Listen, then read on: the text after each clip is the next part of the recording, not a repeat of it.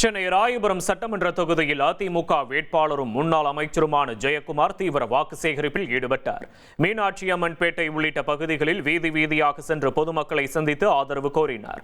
பிரச்சாரத்தின் போது சுண்டல் வியாபாரி வழங்கிய சுண்டலை வாங்கி சாப்பிட்ட பின் அவருக்கு நன்றி தெரிவித்துவிட்டு அங்கிருந்த வாக்காளர்களுடன் கலந்துரையாடினார். பின்னர் இரட்டை இலை சின்னத்திற்கு வாக்களிக்குமாறு ராயபுரம் தொகுதி அதிமுக வேட்பாளர் ஜெயக்குமார் தொடர் பிரச்சாரத்தில் ஈடுபட்டார்.